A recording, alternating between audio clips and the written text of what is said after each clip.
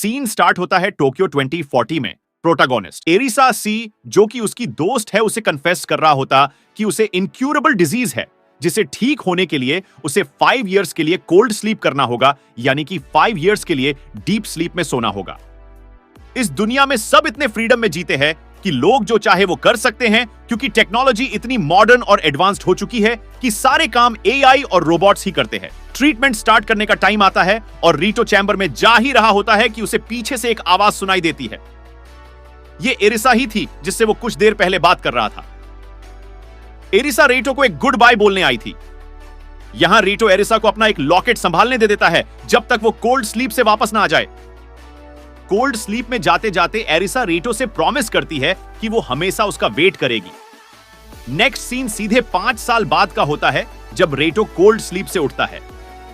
उसके आसपास सिर्फ नर्स और डॉक्टर्स हैं, जो कि उसे देख के सरप्राइज्ड है। अब हम 2042 में हैं और रेटो की ट्रीटमेंट सक्सेसफुल रहती है। सभी चेकअप करवाने के बाद रितो अपनी फैमिली के बारे में पूछता है कि उतने में यह महिला आ जाती है जिसका नाम मीरा बताया गया है। मीरा रितो को अपने साथ आने कहती है क्योंकि उसे कुछ बताना है। वो उसको बताती है कि जब वो 5 साल कोल्ड स्लीप में था, तब इस दुनिया में एक MK वायरस फैल गई थी, जिसकी वजह से दुनिया के सारे मर्द मर चुके हैं और इस दुनिया में अब सिर्फ वुमन ही है। पहले ये रितो को मजाक लगता है, पर जब वो बाहर जाके देखता है तो उसे धीरे धीरे इस बात पे विश्वास होता है। बाहर में जब सारी वुमेन्स रेटो को देख के सरप्राइज्ड और शॉक्ड फील कर रही थी, वहीं बहुत सारी तो रेटो से अपनी 5 सालों की प्यास बुझाने के लिए आ रही थी।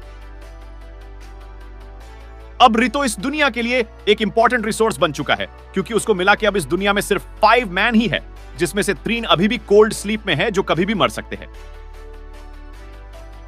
और मीरा रेटो की पर्सनल असिस्टेंट है, जिसका काम है रेटो को ज्यादा से ज्यादा मेटिंग कराना, मतलब ज्यादा से ज्यादा वुमेन्स के साथ सेक्स करवा के उन्हें प्रेग्नेंट करना, ताकि वो लड़कों को जन्म दे और ह्यूमैनिटी एक्सटिंक्ट होने से बच जाए। जब रेटो को सब कुछ बताया और समझा दिया जाता है, तब रेटो पूछता है, क्या हम किसी और तरीकों से बच्चे नहीं कर सकते, जैसे IVF वगैरह? लेकिन इन सब ने ये सारे तरीके आजमा कर देखे थे और ये सब फेल हो गए। लास्ट में बस राटो के DNA से पैदा होने वाले बच्चे ही सरवाइव कर सकते हैं, इसलिए रेटो को लड़कियों के साथ सेक्स करके ही बच्चे पैदा करना होगा। इतने में रेटो अपनी बहन माहिरू से मिलता है और वो उसे देख के बहुत खुश होती है। माहिरू से बात करते करते रेटो को पता चलता है ना आके एरिसा 3 साल पहले गायब हो गई थी। इस सीन में हमें पता चलता है कि अब इस दुनिया की वर्ल्ड गवर्नमेंट UW यानी यूनाइटेड वुमेन रन करती है, क्योंकि मीरा पर रेतो को मेटिंग कराने का इतना प्रेशर रहता है, वो खुद रात के टाइम रेतो के रूम नाइट ड्रेस में चली जाती है और कमरे में आते ही वो खुद को अनड्रेस करती है और रेतो के ऊपर कूद जाती है। हमारा रेटो भी मूड में आ रहा था कि उसे अचानक एरिसा का चेहरा याद आ जाता है और वो मीरा को पुश कर देता है और कहता है कि वो अभी कंडीशन में नहीं है, क्योंकि उसके बहुत से जानकर लोग मर चुके हैं जब वो सो रहा था और उसको नहीं पता है उसको क्या करना चाहिए। मीरा रूम से चली जाती है।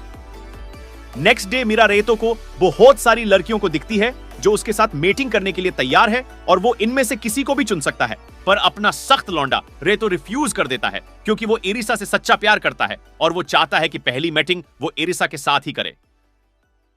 और रेतो मीरा से 1 महीने का टाइम मांग लेता है। एरिसा को खोजने के लिए मीरा भी मान जाती है, पर एक कंडीशन पर कि रेतो 1 महीने बाद मीरा के पसंद के लड़की के साथ मेटिंग करेगा, और रेतो भी मान जाता है।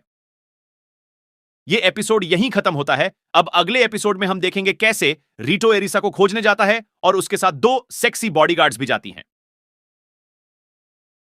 अगला एपिसोड देखने के लिए हमारे चैनल के प्लेलिस्ट में जाकर चेकआउट